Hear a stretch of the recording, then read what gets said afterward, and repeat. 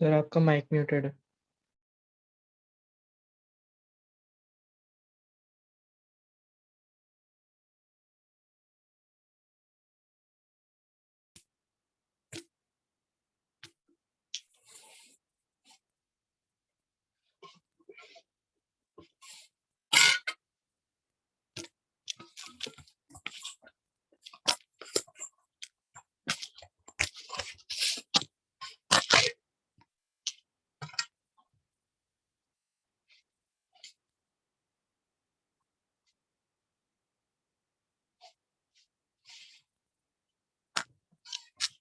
Last class में हमने radio activity के बारे में थोड़ा सा पढ़ा था, उसके लॉज सिर्फ पढ़े थे, कोई डेरिवेशन तो नहीं हुई थी ना?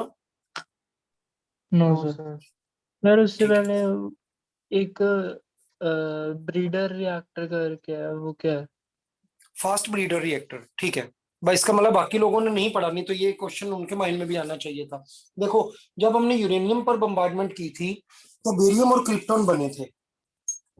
ये आगे खुद फ्यूल की तरह यूज नहीं हो सकते, बट अगर हम मान लो प्लूटोनियम को यूज करें रिएक्टर के अंदर या थोरियम को यूज करें, तो थोरियम से जो रिएक्शन होगी उसके रिजल्ट में प्लूटोनियम निकलेगा और वो आगे खुद एक फ्यूल की तरह दोबारा से यूज हो सकेगा। तो ऐसा रिएक्टर जिसमें वो फ्यूल यूज किया जाता है जिसका बाई प्रोडक्ट या जो प्रोडक्ट्स निकलते हैं वो खुद आगे किसी दूसरे रिएक्टर में एज ए फ्यूल यूज हो सकते हैं, ऐसे रिएक्टर को फास्ट ब्रीडर रिएक्टर कहते हैं।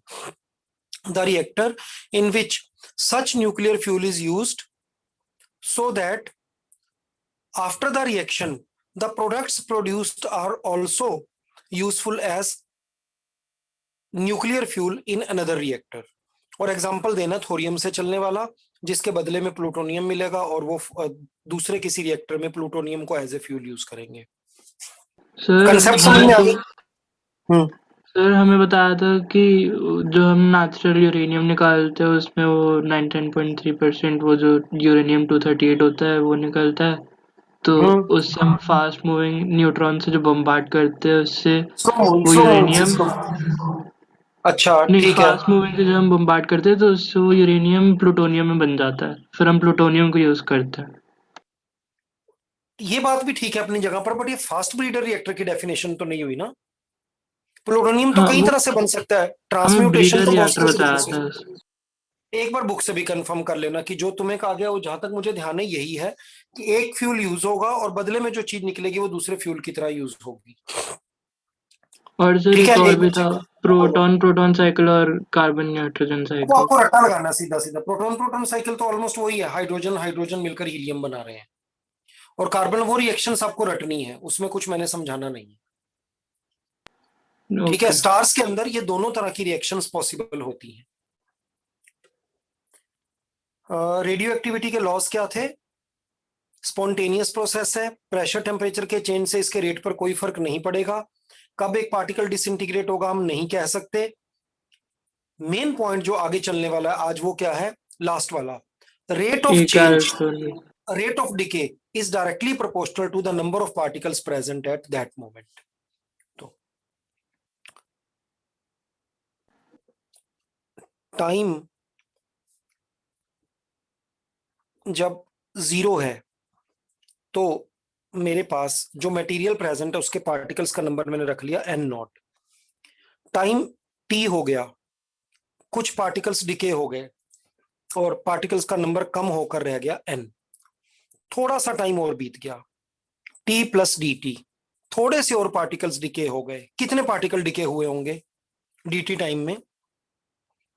ndt पार्टिकल डिके हुए होंगे dn, तो अब पार्टिकल का नंबर रह गया n माइनस dn। ठीक है, अब यहां से यहां के बीच में कितना टाइम यूज हुआ है? dt। यहां से यहां के बीच में कितने पार्टिकल्स डिके हुए हैं? dn। सो मैं कह सकता हूं rate of decay is dn by dt। और जो हमने रूल पढ़ा था वो ये कहता है this rate of decay dn by dt is directly proportional to number of particles present at that moment, जहां से आपने dt की कैलकुलेशन स्टार्ट की थी। So dn by dt is directly proportional to number of particles present at that moment. dn by dt is equal to some constant lambda into n. lambda को हम क्या कहेंगे?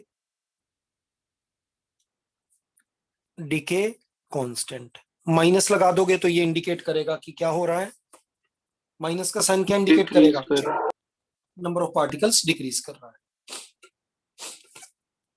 अगर मैं आपसे पूछूं लेमडा किसके इक्वल है, सेंट्रल लाइन पहले ड्रॉ करना. ये क्या आ जाएगा? D n by d t minus यहां कहीं भी लगा दो, डिवाइडेड बाय एन. तो डिके कांस्टेंट की डेफिनेशन क्या बन गई? तो में से कोई बोल सकता है जो सामने लिखा है उसी को देखकर डिके कांस्टेंट की definition? Decay constant rate of is, change of हाँ sir rate of change of decay particles बोलो यार, upon रेट ऑफ चेंज नहीं. चेंज देखो, चेंज हमेशा दो तरह से होता है. कोई वैल्यू इंक्रीज भी हो सकती है, वेलोसिटी इंक्रीज हुई तो भी चेंज हुआ, डिक्रीज हुई तो भी चेंज हुआ. यहाँ पर हमेशा हम चेंज को डिके ही बोलेंगे क्योंकि कभी भी पार्टिकल का नंबर बढ़ने वाला नहीं है. इसलिए मॉडिफाई जो बोल रहे हो बिल्कुल ठीक है, बट सिर्फ चेंज की जगह डिके बोलो. Rate of decay of number of particles upon number of particles. Present at that. बस यही रफ सी जो भी बना सको इसको यहीं से बना देना. Decay constant is ratio of rate of decay to the number of particles present at that moment. ठीक है. Yes sir. हाफ लाइफ, जितनी देर में पार्टिकल्स का नंबर कम होते होते ओरिजिनल वैल्यू का हाफ रह जाएगा उसको हाफ लाइफ बोलेंगे. The time in which the number of particle remains half of the initial value. Initially जब टाइम 0 था तो ऊपर लिखा हुआ है number of particles is an not. After half life, half life means that is जब time कितना हो गया, इसको हम टी हाफ से रिप्रेजेंट कर देते हैं. Number of particles will be n not by 2. ठीक है, ये बात डेफिनेशन क्लियर हो गई. Yes sir. Yes sir. अब हम यहां से इसकी इक्वेशन बनाएंगे रेडियो एक्टिविटी की. Equation of radioactive decay.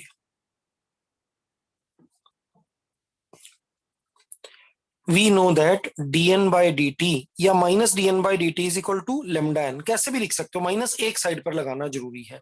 अगर हम इसको डिफरेंशियल इक्वेशन में कन्वर्ट करना चाहें तो हमें क्या करना होगा? सिमिलर वेरिएबल को एक साइड पर, n को इधर ले आओ, dt को उधर ले जाओ. Minus dn upon n minus dn upon n. सामने क्या है? dn अपॉन n इधर आ गया, सामने क्या आ गया? Lambda dt. ठीक चल रहा हूं ना मैं? Yes sir. Integrating both the sides.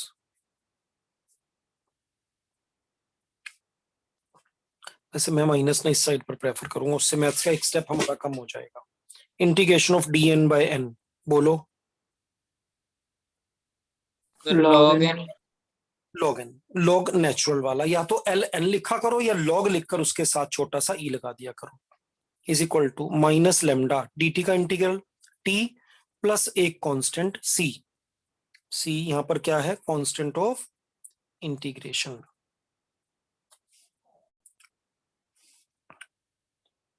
Initially जब t 0 है, नंबर ऑफ पार्टिकल्स है n नॉट. इस कंडीशन को यहां पुट करूंगा तो c की वैल्यू मिल जाएगी.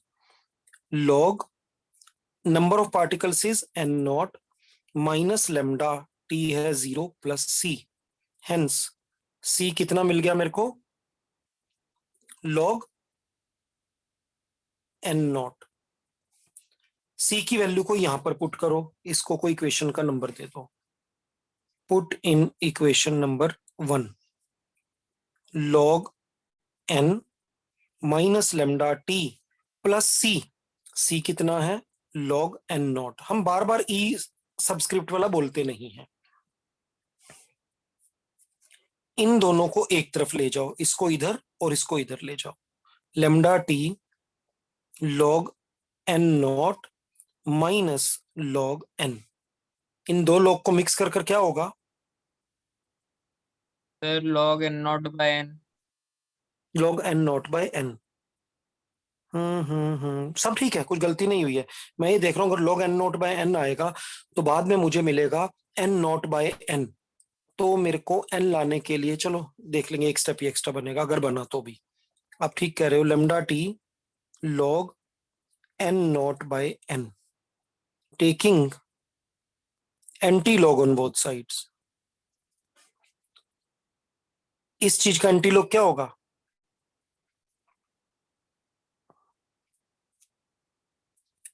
क्या हो गया भाई?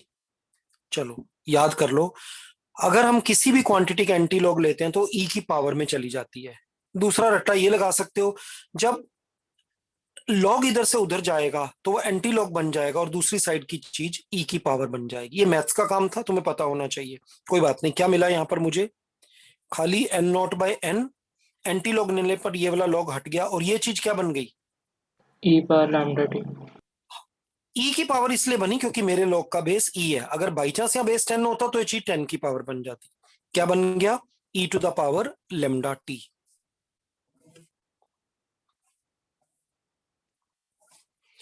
मैं बेसिकली ढूंढ रहा हूं एट एनी मोमेंट मेरे पास नंबर ऑफ पार्टिकल्स कितने होंगे। एन को उधर, इसको इधर ले जाओ। N is equal to N not divided by e to the power lambda t. N is equal to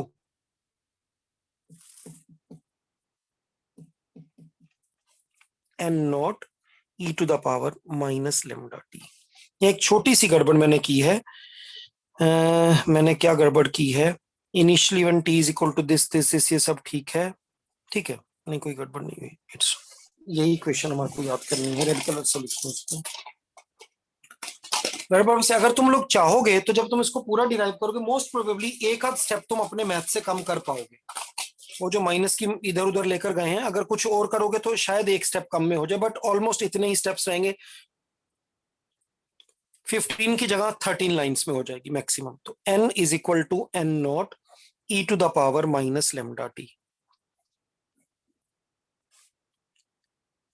y is equal to 5 E to the power minus X. इसका graph पता है किसी को? E to the power minus X का graph कैसा होता है? Simply ये सर वो रेक्टेंगुलर हाइपरबोला है सर। मैं बनाता हूं इसको, मतलब ये इक्वेशन इससे मिलती जुलती है। One variable is equal to constant e to the power something like this. Number of particles किसी भी मोमेंट पर टाइम पर डिपेंड करेगा कि शुरू से अब तक कितना टाइम बीत गया है। ई की पावर माइनस एक्स का ग्राफ ऐसा होता है।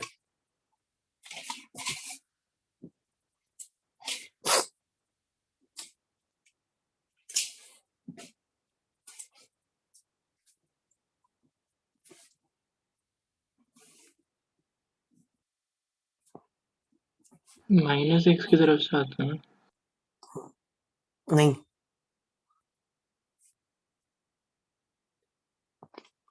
ये इस एक्सिस को कभी भी टच नहीं करेगा। इनफाइनाइट वैल्यू पुट करने पर ये जाकर 0 हो पाएगा। वो भी मैथ से देख लेते हैं। हमें पता लगा है n is equal to N not E to the power minus lambda t. अगर मैं ये देखना चाहूं कब पार्टिकल 0 हो जाएंगे, if n is equal to 0, यहां 0 पुट करो। n not E to the power minus lambda T is equal to 0। n not भी 0 में चला गया, डिनोमिनेटर में तो 0 ही बन गया। E to the power lambda T is equal to 0। अब ई की पावर में यहां टी के प्लेस पर क्या पुट करूं कि रिजल्ट 0 हो जाए?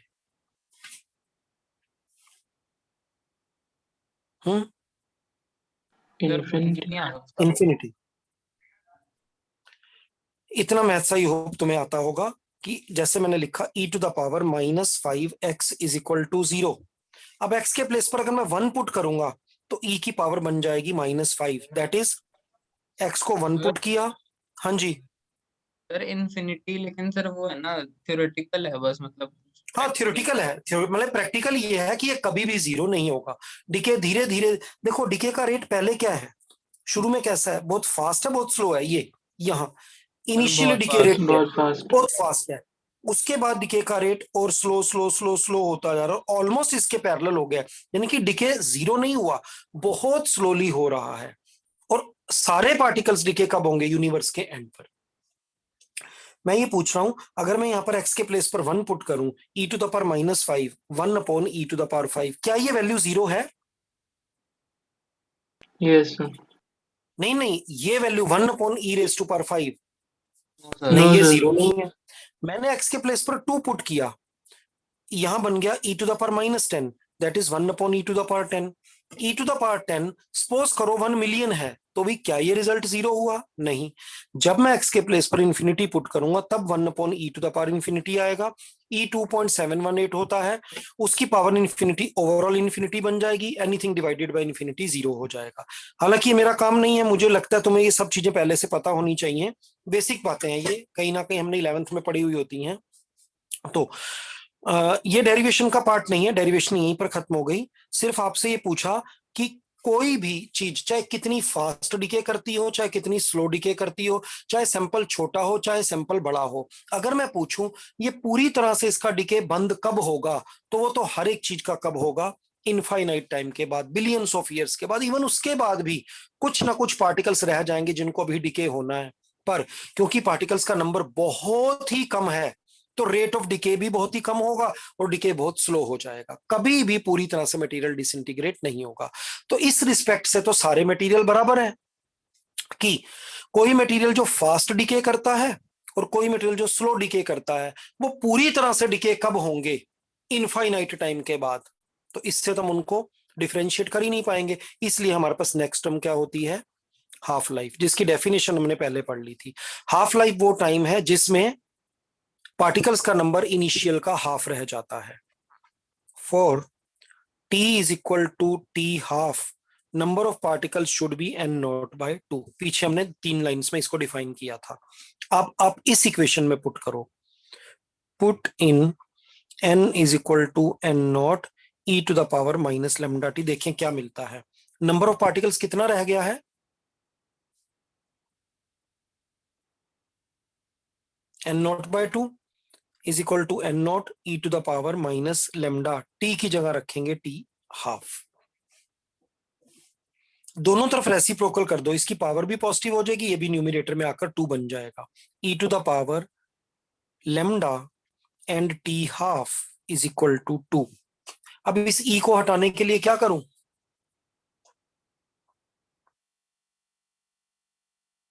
आवाज आ रही है मेरी सबको? Yes sir. तो बताओ इस e को हटाने के लिए क्या करूं? Log log taking log on both sides, log of क्या है इस तरफ? e to the power lambda t half, e to the power lambda and t half, सामने बन गया log 2। पावर आगे आ जाएगी, लेमडा t हाफ log e के बेस पर e, log e के बेस पर 2। log e on the basis of e कितना होगा? जल्दी। 0 मतलब 1. 1 बेस एंड आर्ग्यूमेंट सेम हो तो log 1 होता है, Yes sir. इंटू 1। अब यहां ये मैं सॉल्व नहीं कर पा रहा क्योंकि e वाली तो हमारे पास टेबल ही नहीं है, हम तो 10 की टेबल को यूज करते हैं। तो जब log के बेस को e से 10 में कन्वर्ट करते हैं तो क्या करते हैं बताओ? 2.303 से मल्टीप्लाई करते हैं। 2.303 या 25, log 2 की वैल्यू बोलो। इन दोनों को मल्टीप्लाई करो,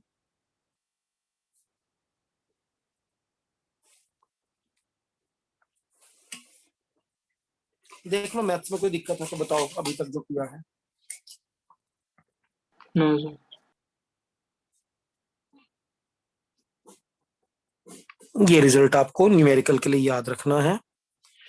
half life 0.693 divided by decay constant होता है। हर एक मटेरियल की हाफ लाइफ अलग अलग होती है। फॉर एग्जांपल कुछ दिन पहले मैंने बताया था न्यूट्रॉन, उसकी हाफ लाइफ न्यूक्लियस के अंदर इनफाइनाइट होती है, यानी कि वो एज इट इज रहता है, न्यूट्रॉन में चेंज नहीं होता।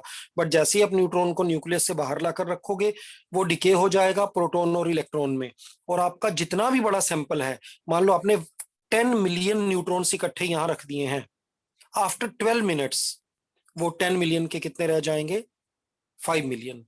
फिर 12 मिनट्स के बाद 5 मिलियन का हाफ हो जाएंगे। और तुम्हें लग रहा होगा कि इससे तो बड़ी जल्दी जीरो हो जाएंगे, नहीं, वो जीरो कभी भी नहीं होंगे। 12 मिनट भी मिलाकर इनफाइनाइट टाइम तक वो जीरो नहीं होंगे, क्योंकि जब पार्टिकल का नंबर एक रह जाएगा तो वो डिके ही नहीं होगा, वो इन्फिनिटी तक चलता रहेगा, क्योंकि पार्टिकल का नंबर बहुत कम हो गया है, तो रेट ऑफ डिके भी बहुत कम हो गया। कुछ पूछना है यहां तक आपको? सर वो मल्टीप्लिकेशन फैक्टर भी होता है कुछ? मल्टीप्लिकेशन फैक्टर तो इसमें कर रहे थे या न्यूक्लियर रिएक्टर में था थोड़ा सा, चलो मैं देख लूंगा, याद रखना कि वो है। एक बार मैं चैप्टर फटाफट खत्म करवा दूं, फिर कोई चीजें बच गई हैं तो देख लेंगे। हमारे पास एक पेरेंट न्यूक्लियस है XZA, ये नंबर ऑफ प्रोटॉन्स है और ये number of protons plus neutrons है। इसका अल्फा डिके हुआ। अल्फा पार्टिकल बेसिकली क्या होता है? Helium nucleus of nucleus. Helium, He24। तो इसमें से एक तो निकला He24 प्लस एक और नया न्यूक्लियस बन गया। इस न्यूक्लियस में यहां क्या आएगा?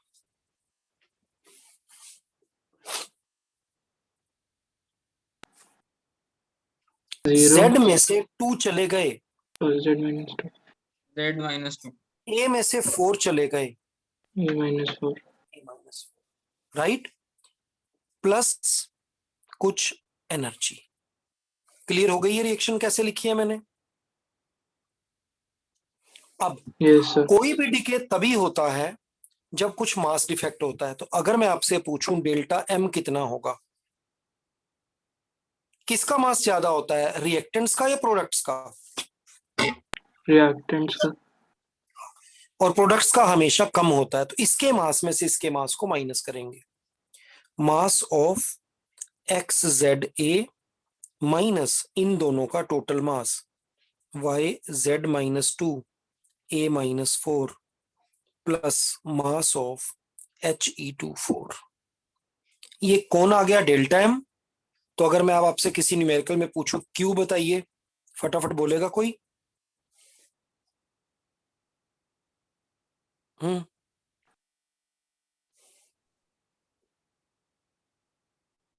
ओह नहीं, यस सर। इस तरीके से हम इस रिएक्शन की एनर्जी को कैलकुलेट कर सकते हैं। क्लियर हो गया? Yes sir.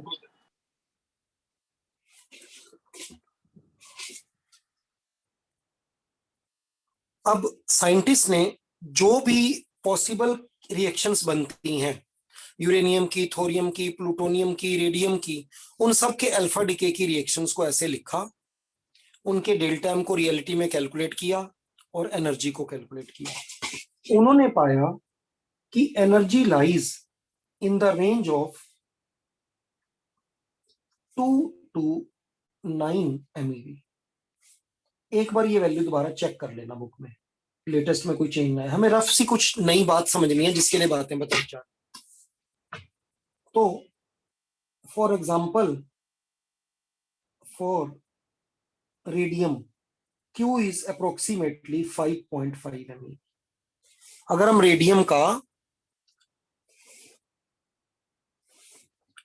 अल्फा डिके करवाएं, पूरी रिएक्शन लिखें, मास डिफेक्ट कैलकुलेट करें और एनर्जी कैलकुलेट करें, तो अप्रोक्सीमेटली 5.5 MeV आती है। अब एक बात बताओ, जब अल्फा पार्टिकल न्यूक्लियस में से निकलने की कोशिश करेगा तो न्यूक्लियस उसको स्टॉप करेगा या पुश करेगा? फटाफट बताओ, तुम्हें क्या लगता है?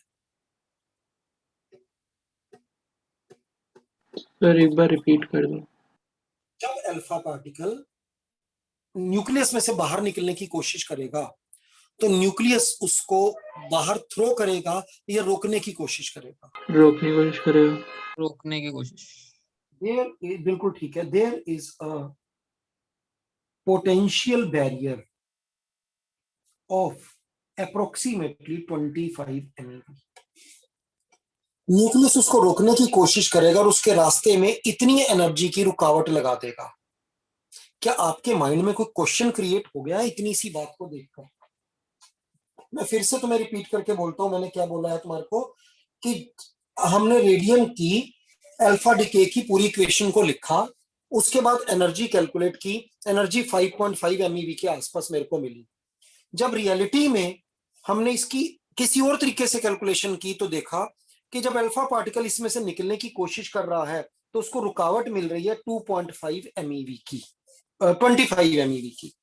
क्या इतनी सी इंफॉर्मेशन के साथ आपको कोई प्रॉब्लम लग रही है इस सारी कहानी के अंदर? यस सर, क्यों बाहर कैसे निकल रहे हैं फिर आप? हाँ, उसके पास एनर्जी कितनी है? मैक्सिमम 9 MeV, मैं 5.5 MeV मैक्सिमम। एक मिनट इसको मॉडिफाई कर दूं। आरएन किसका साइन होता है? रेडॉन।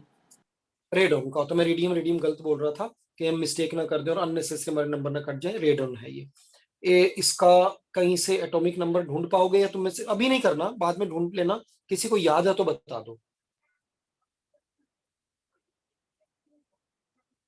पिछली बार भी मैंने 2 छोटे छोटे होमवर्क दिए थे, तुम में से किसी ने करने की कोशिश की? चलो कोई बात नहीं, जो चीज समझ रहे हैं उसको देखें, देख लेना यहाँ पर क्या आएगा। एनर्जी मेरे पास अवेलेबल है 5-6 MeV और मैं निकलना निकलना चाहता हूं जहां से वहां। रास्ते में कितनी रिश्वत देनी है मुझे? 25 MeV की। एक पर्सन 5 फीट ऊपर तक जंप कर सकता है जेल में से बाहर निकलने के लिए, पर जो जेल की दीवार है वो कितनी बड़ी है? 25 फीट ऊंची है। क्या वो पर्सन कभी भी बाहर निकल पाएगा या नहीं? No sir. प्रैक्टिकल लाइफ में वो करोड़ों बार भी कोशिश कर ले, कभी बाहर नहीं निकलेगा, क्योंकि जो जंप मारेगा वो 5.5 फीट, 5.7 फीट, 5.2 फीट ऊंची होगी बस, और दीवार की ऊंचाई है 25 MeV। प्रैक्टिकल लाइफ में तो कभी भी ये अल्फा पार्टिकल इस पोटेंशियल बैरियर की दीवार को निकाल कर पार करके बाहर नहीं आ सकता। तो ये बाहर आता कैसे है?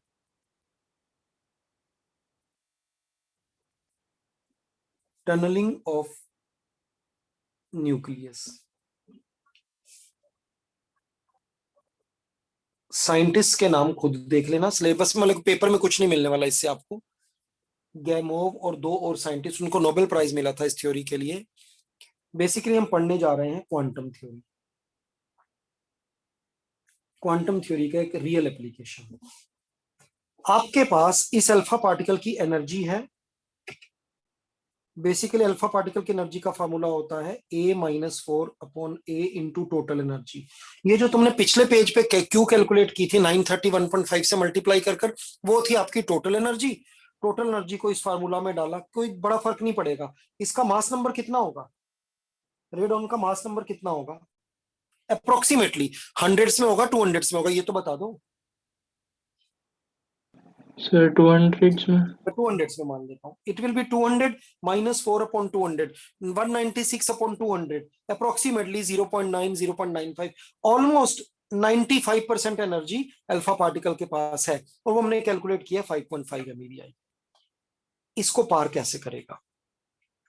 एनर्जी ऑफ अल्फा पार्टिकल को मैं रखता हूं हाफ mv² के equal, mass of alpha particle, velocity of alpha particle. इन दोनों में से क्या चीज तुम्हें पता है? जल्दी से बताओ, पता होगी।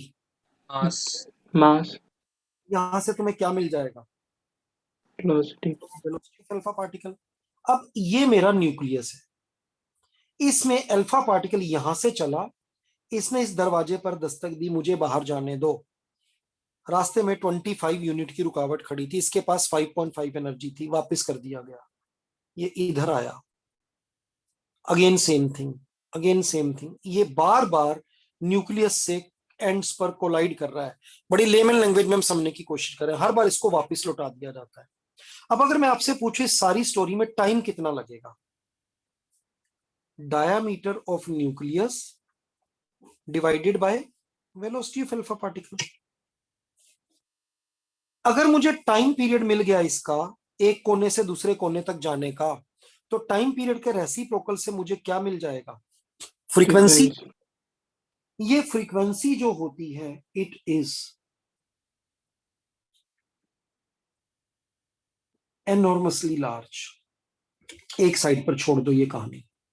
एनॉर्मसली लार्ज मींस एक सेकंड में बिलियंस ऑफ टाइम्स ये अल्फा पार्टिकल ऐसे चोट मारता है, मुझे बाहर जाने दो कि कहकर।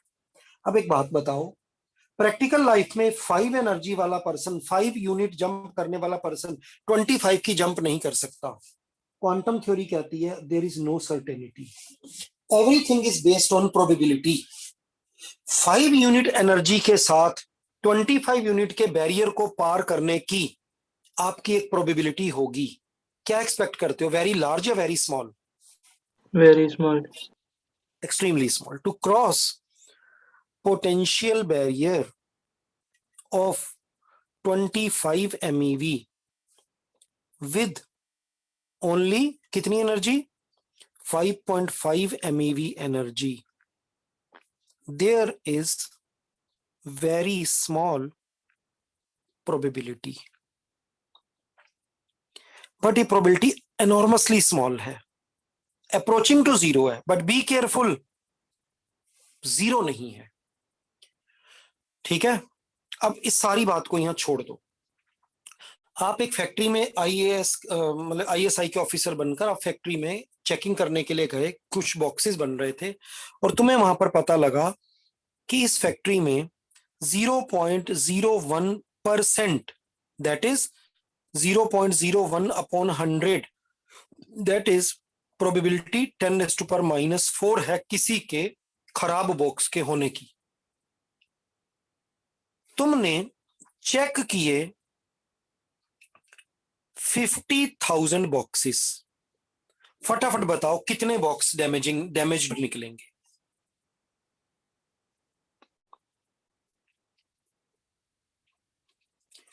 (10⁻⁻⁴ प्रोबेबिलिटी थी किसी बॉक्स के खराब होने की। तुमने वहां जाकर 50,000 बॉक्सेस को चेक किया, डैमेज्ड बॉक्स कितने निकले? 5. 5।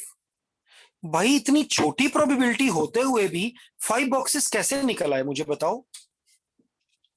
क्योंकि बहुत सारे हमारी boxes- ऑब्जर्वेशंस बहुत ज्यादा थे। सैंपल ऑब्जर्वेशन हमारी बहुत ज्यादा थी। इट मींस आपने मुझे ये समझाया है, ये 2 बॉक्सेस ऊपर वाले कवर कर 2 साइड बाय साइड कर कि रिजल्ट होता है प्रोबेबिलिटी मल्टीप्लाइड बाय कितना आप एक्सपेरिमेंट कर रहे हो। ये प्रोबेबिलिटी वेरी स्मॉल है, ये फ्रीक्वेंसी वेरी लार्ज है, ये प्रोबेबिलिटी वेरी स्मॉल है, सैंपल रेट वेरी लार्ज है, रिजल्ट ना स्मॉल है ना लार्ज है, रिजल्ट सफिशिएंट है। क्या आपको समझ में आ गया कि अल्फा पार्टिकल कैसे बाहर निकल गया उसमें से? Though there was very small probability that when alpha particle hits nucleus boundary once it will come out, probability is very small, but as it is hitting it extremely large number of times in 1 second, the product of these two things is sufficient for the alpha particle to come out of nucleus. और अगर हमारे पास एक quantum theory की probability वाली बात ना हो तो अल्फा डिके तो हो ही नहीं सकता। तुम्हें ये समझ में आया? पहली बार, मुझे नहीं पता केमिस्ट्री में क्या बताया गया था कि किस तरीके से क्वांटम थ्योरी को यूज करके हम फिजिक्स की प्रॉब्लम को सॉल्व कर पाए हैं। ये आप लिख पाओगे पेपर में एज इट इज जो मैंने लिखा है यहाँ? Yes sir. समझ तो आ गया ना? कोई भी दिक्कत हो तो नेक्स्ट क्लास में पूछ सकते हो। सर ये डिके वाला टॉपिक सिलेबस में नहीं है मेरे ख्याल से। नहीं है? No confirm sir. करा है? हाँ, कंफर्म है? रेडियो तो एक्टिविटी नहीं है, न्यूक्लियर पावर प्लांट तक है। तक ही है तो फिर हम इसको छोड़ दें छोड़ या देते एक बार हैं। कर लें, बाद में तुम घर पर नहीं करना बोलो? कर लेते हैं एक बार। क्योंकि कॉम्पिटिटिव और एग्जाम का सिलेबस आ गया तुम्हारे पास या नहीं आया है कि उनमें भी ये चीजें कटी ही रहने वाली हैं? नहीं, उसका सिलेबस नहीं आया अभी तक। वो तो आएगा। वैसे देखो, आइडियली होना तो ये चाहिए, जो उन्होंने बोर्ड में काटा है वहां पे काट देना चाहिए उनको खुद ही। पर चलो कोई बात नहीं, फिर उस हिसाब से तुम्हारा चैप्टर ओवर हो चुका है, हम 10 मिनट एक्स्ट्रा ही पढ़ लेते हैं, मजे ले लेते हैं फिजिक्स में।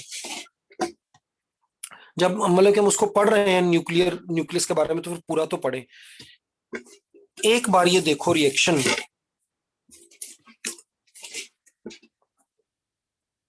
प्रोटॉन है Z, न्यूट्रॉन्स कितने हैं A माइनस Z। तो अगर मैं आपसे पूछूं कि before decay proton neutron ratio कितना है, न्यूट्रॉन प्रोटॉन रेशो, न्यूट्रॉन ज्यादा होते हैं प्रोटॉन का, न्यूट्रॉन थे A माइनस Z, प्रोटॉन थे Z। आफ्टर डीके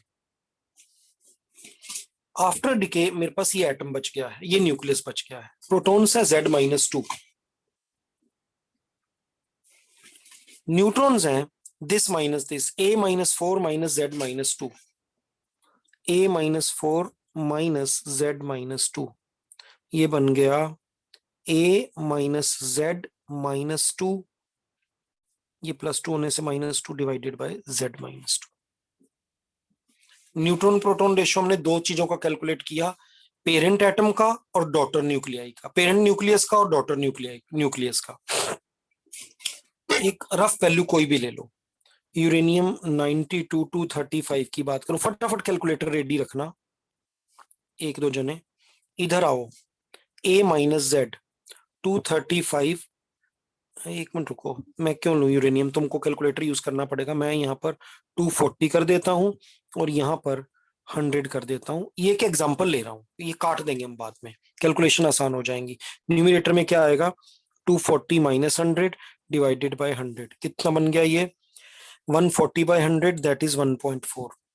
इधर देखें, A 240 Z 100 minus 2 divided by 100। अब कैलकुलेटर का एक छोटा सा यूज कर लो, 140 माइनस 2 138 डिवाइडेड बाय 98, कैलकुलेट कर लेना, 1.4 से कुछ ना कुछ और आगे आएगा।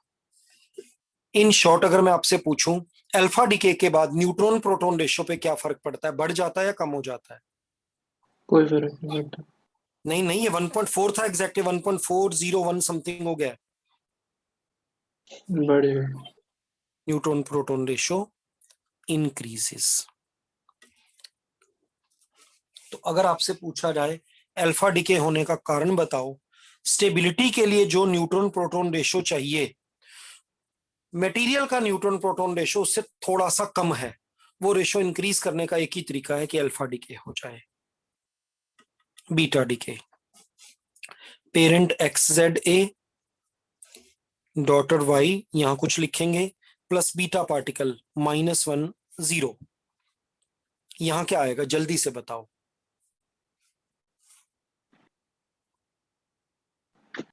Z+1। Z+1, ऊपर क्या आएगा A प्लस एनर्जी। मैंने पूछा मास डिफेक्ट, चलो ये मास डिफेक्ट की तो आपकी रिवीजन हो ही रही है ना, mass of reactant minus mass of both the products.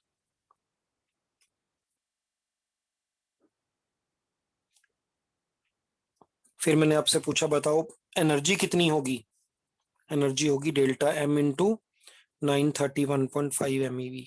11th में कोलिजन में हमने पढ़ा था, अगर एक पार्टिकल दो में डिसइंटीग्रेट होता है, एक न्यूमेरिकल किए थे दो चार, उनमें था एक का मास बहुत ही कम हो और दूसरे का मास बहुत ही ज्यादा हो, तो ज्यादा एनर्जी किसको मिलेगी दोनों में से?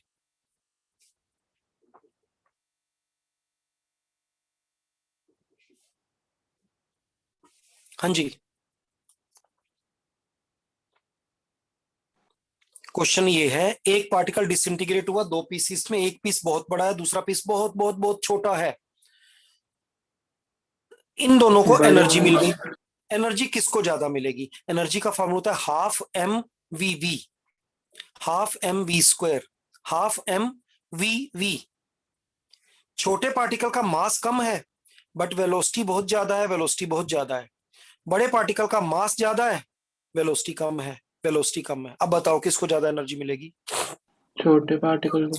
छोटे पार्टिकल को। और क्यों? जितना पार्टिकल ज्यादा छोटा होगा उतनी ज्यादा एनर्जी ले जाएगा। इस पार्टिकल का मास इससे थाउजेंड्स ऑफ टाइम्स कम है, ये पार्टिकल इससे थाउजेंड्स ऑफ टाइम्स ज्यादा एनर्जी ले जाएगा। इन शॉर्ट में कह सकता हूं कि ऑलमोस्ट सारी की सारी एनर्जी ये पार्टिकल ले जाएगा। इसलिए यहां हमने A-4/A जैसा कोई फार्मूला लिखा, सिंपली क्या लिख दिया, ऑलमोस्ट सारी एनर्जी किसको मिल गई? बीटा पार्टिकल को। कुछ इश्यूज, इसकी स्पिन को मैंने मान लिया हाफ, इसकी स्पिन को मैंने मान लिया हाफ, इसकी स्पिन को क्या मानूं? कुछ भी बोलो। हाफ हाफ, बैलेंस बिगड़ गया, माइनस हाफ, बैलेंस बिगड़ गया। ठीक है, यस सर। स्पिन का भी इशू क्रिएट हो गया। एक मिनट, एक दूसरी चीज, पहले ये मुझे टॉपिक खत्म कर लेने दो। अगर ये चीज समझ में नहीं आई ये स्टेप तो मुझे बता दो। इसकी एक स्पिन ले लो, इनकी कुछ भी स्पिन ले लो, तुम इसको एडजस्ट नहीं कर पा रहे हो फिलहाल। More over, energy of beta particle हमने कैलकुलेट की अप्रोक्सीमेटली 1.17 MeV कैलकुलेट कर आई। प्रैक्टिकली जब एक्सपेरिमेंट में मेजरमेंट की गई तो एनर्जी ऑफ बीटा पार्टिकल 0 से 1.17 MeV के बीच में कुछ भी थी। कभी एनर्जी ऑफ बीटा पार्टिकल थी 0.1, कभी थी 1, कभी थी 1.16, कभी थी 0.39, कभी थी 1.12, यानी कि होनी एक ही वैल्यू चाहिए थी। It is a particle, fix mass, इसकी एक फिक्स एनर्जी होनी चाहिए थी 1.17 एग्जैक्ट, बट एनर्जी बहुत कम से बहुत लार्ज के बीच में वेरी कर रही है। How is it possible?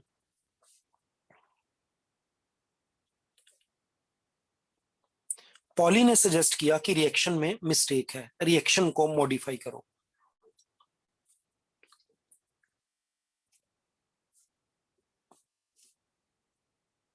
Beta particle, electron, ये लिखी थी ना पिछली पेज पर हमने reaction. Yes sir. Anti neutrino, एक और पार्टिकल निकल आपने गया। Z+A लिखा हुआ था। Z+A लिख दिया था, वो नीचे -1 था तो Z+1 होना चाहिए था। हाँ, गलती से लिखा हुआ, राइट। तुमने बोला Z+1 ही था, मैंने वो जल्दी में ऊपर Yes, उसके हाथ वहां जा रहा था तो उसी में ये आ गया। ठीक है, ये जो एंटी न्यूट्रिनो है ये आपकी स्पिन के इशू को तो तुरंत ठीक कर देगा। इसकी हाफ मान लो, इसकी हाफ है, इसकी माइनस हाफ है, इसकी क्या लगाऊं कि दोनों तरफ हाफ टोटल हो जाए? हाफ, ये दोनों कैंसिल हो गया। इसकी आपने हाफ ली, इसकी आपने हाफ ली, इसकी भी हाफ ले ली तो इसकी माइनस हाफ हो जाएगी। अब हाफ वो सेम हो जाएगा। इट मींस स्पिन कंजर्वेशन तो मेंटेन हो गया। इशू ये रह गया, anti neutrino interacts with beta particle एक नई फोर्स से जो उस समय तक नहीं पता थी। ये फोर्स है weak nuclear force. Weak nuclear force से इंटरेक्ट कर ये इससे स्नैचेस एनर्जी रैंडमली। तो जब ये रैंडमली एनर्जी स्नैच कर रहा है, अगर इसको एनर्जी 1.17 के टोटल में से इसने ले ली 1.16 तो बीटा को कितनी मिली? 0.01। अगर इसने ले ली 0.05 तो बीटा को मिल गई 1.12। इसने ले ली 1, बीटा को मिल गई 0.17। इसने ले ली 0.87, बीटा को मिल गई 0.30। क्योंकि बीट ये एंटी न्यूट्रिनो रैंडम अमाउंट में वीक फोर्स को यूज कर बीटा पार्टिकल के साथ इंटरेक्ट कर उसकी एनर्जी को स्नैच करता है, और क्योंकि ये रैंडम स्नैच कर रहा है तो उसकी बची हुई एनर्जी भी रैंडम हो जाती है। सो देख लेना कि शायद पॉली को भी इसके लिए नोबेल प्राइज मिला होगा। एक बहुत बड़ी बात आ गई इस छोटे से पेज के ऊपर। इसके अंदर किसकी डिस्कवरी होती है? वीक न्यूक्लियर फोर्स की। तो जाकर हमारा फोर्स का जो फोर का जो सेट है वो पूरा होता है। इससे पहले 3 ही फोर्सेस पता थी, ग्रेविटेशनल, इलेक्ट्रोमैग्नेटिक और स्ट्रॉन्ग न्यूक्लियर, और इसके साथ ये पूरा फोर्थ इनका ग्रुप पूरा हो जाता है। टॉपिक बचना क्या चाहिए हमारे माइंड में अब? एक मिनट, गामा डे। उससे पहले इसके न्यूट्रॉन प्रोटॉन रेशियो की बात कर लें, बिफोर आफ्टर। पहले था XZA, तो न्यूट्रॉन प्रोटॉन रेशियो मेरे को मिला XZA, A minus Z upon Z। After बाद में हो गया था, ऊपर A ही रहा था, नीचे Z+1 हो गया था। किसी कैलकुलेशन की जरूरत ही नहीं है। डिनोमिनेटर बड़ा हो गया है और न्यूमिनेटर छोटा हो गया है, तो neutron proton ratio decreases after beta decay. अगर कोई मटेरियल, कोई न्यूक्लियस अनस्टेबल है न्यूट्रॉन प्रोटॉन रेशो के सही ना होने के कारण, और उसमें neutron proton ratio required value से, जो बैलेंस के लिए रिक्वायर्ड है, हल्का सा ज्यादा है, तो बीटा डिके हो जाएगा ताकि वो थोड़ा सा कम हो जाए। रूल्स में एक रूल लिखा था 3rd नंबर पर शायद, ना कभी 2 अल्फा इकट्ठे डिके होंगे ना 2 बीटा होंगे। ऐसा क्यों होगा?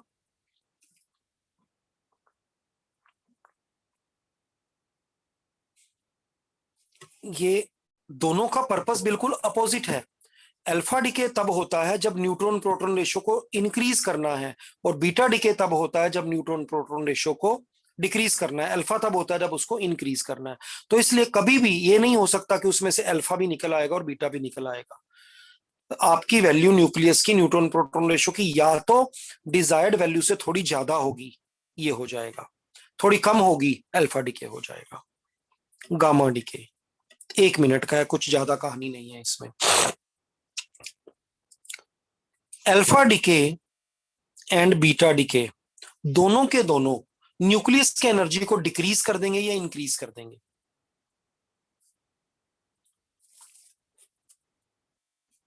तुम्हारा क्या कहना है?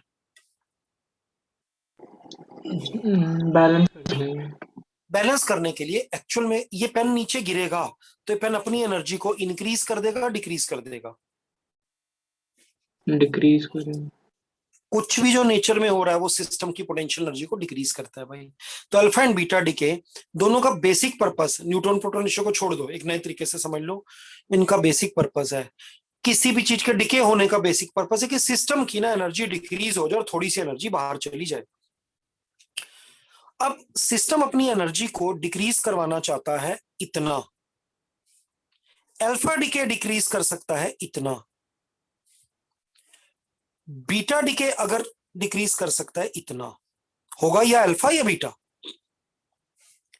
अब एनर्जी का इतना सा एडजस्टमेंट बाकी रह गया। अगर फर्दर अल्फा या बीटा हुआ तो वो एनर्जी को रिक्वायर्ड लेवल से और नीचे ले जाएगा, फिर बढ़ानी पड़ जाएगी। तो ये छोटी सी जो माइनर एडजस्टमेंट बचती है ये अल्फा या बीटा डिके से नहीं हो सकती, तो ये एनर्जी खुद ही एनर्जी की फॉर्म में बाहर निकल पड़ती है। आइए देखें इसको लेवल के डायग्राम से। ये है एक्साइटेड न्यूक्लियस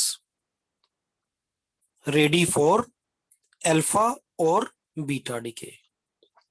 जो न्यूट्रॉन प्रोटॉन रेशो की रिक्वायरमेंट के लिए जरूरी होगा वो अल्फा या बीटा ये करेगा।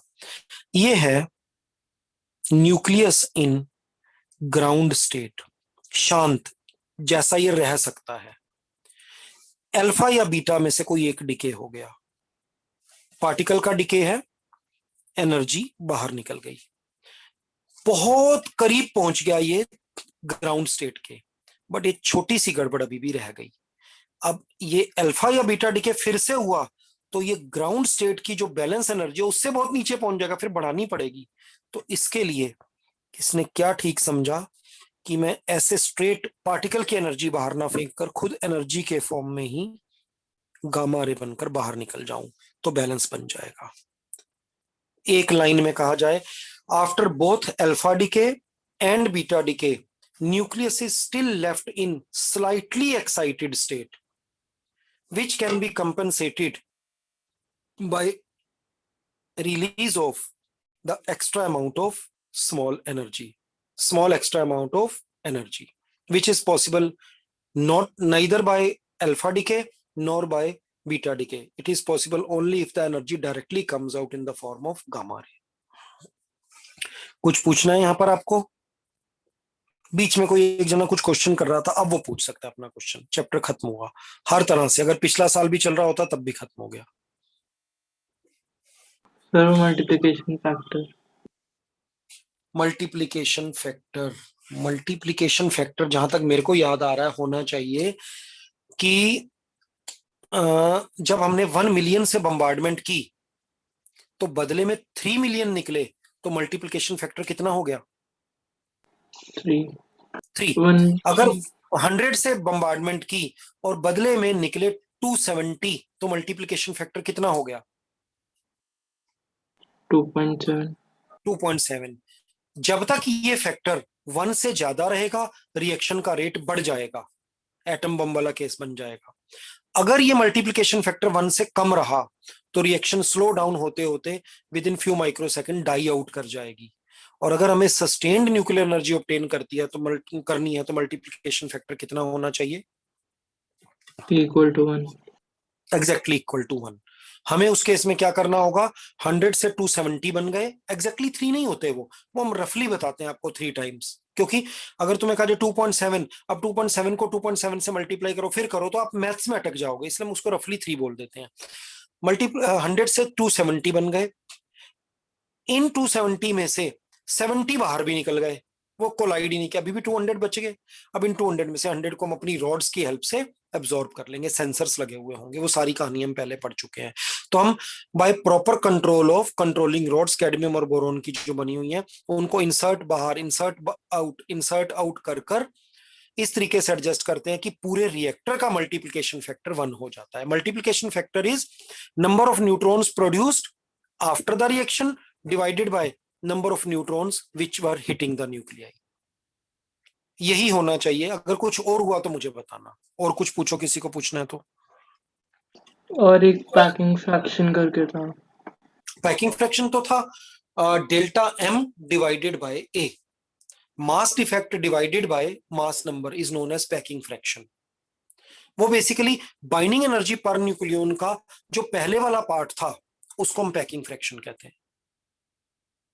बाइंडिंग एनर्जी थी डेल्टा एम मल्टीप्लाइड बाय 931.5, इसको पर न्यूक्लियन में कन्वर्ट करना है तो ए से डिवाइड किया था, फिर अगले स्टेप में हम डेल्टा एम के नीचे ले गए उस ए को, हमने कहा इसको मास की टर्म्स में देख लेते हैं, उसको पैकिंग फ्रैक्शन कहते हैं। और सर एक और टॉपिक था कि difficulties in sustaining nuclear fission, control nuclear fission, उसमें difficulties chain reaction, chain reaction में डिफिकल्टीज चेन रिएक्शन में डिफिकल्टी तो यही हो सकती है, पहली तो कि आपका मास जो मटेरियल है वो साइज में बहुत छोटा हो जिससे ज्यादातर आपके एस्केप कर रहे हैं, और दूसरा जो मैंने पूरी कहानी में एक्सप्लेन कर ही दिया कि रिएक्टर के अंदर डिफरेंट पार्ट्स में, क्योंकि सब कुछ क्वांटम थ्योरी पर बेस्ड है, तो ऐसा नहीं होगा कि रिएक्टर बिल्कुल सिस्टमेटिकली चलेगा। आपके वेरियस पार्ट्स में न्यूट्रॉन्स का नंबर कभी तो डिजायर्ड से ज्यादा होगा, कहीं पर डिजायर्ड से कम होगा, कहीं पर डिजायर्ड से बहुत ज्यादा होगा, कहीं पर डिजायर्ड से बहुत कम होगा, तो you will have to adjust controlling rods accordingly. ये दो इनमें डिफिकल्टीज आनी चाहिए। बाकी ड्रॉबैक्स में जाओ तो वो भी आ जाएगा कि इससे गामा रेज निकलती हैं जो हार्मफुल होती हैं, इसके बाई प्रोडक्ट्स को डिस्पोज करना एक बहुत बड़ी प्रॉब्लम होती है। तो क्वेश्चन की लैंग्वेज पढ़ लेना क्या पूछा है। टेक्निकल इशू क्या है, टेक्निकल इशू क्या है, वो पहले दो हैं, और अगर आपसे पूछा जाए इसके हैजर्ड्स क्या है तो वो चारों के चारों लिख सकते हो। मैंने 3 पढ़े थे, उसमें 3 थे, न्यूट्रॉन लीकेज था एक, और न्यूट्रॉन एनर्जी था, और एक न्यूट्रॉन कैप्चर था। मैं अगली बार मैं भी देख लूंगा बुक से क्या है, अगर कुछ एक्स्ट्रा बताने वाली बात है तो मैं बता दूंगा। इसके न्यूमेरिकल की एनसीईआरटी की एक फोटो मेरे को मनन तुम भेज देना, ताकि अगली क्लास में इसके न्यूमेरिकल थोड़े से करके फिर हम अगले चैप्टर पे जाएंगे, ठीक है? Yes sir. Okay sir.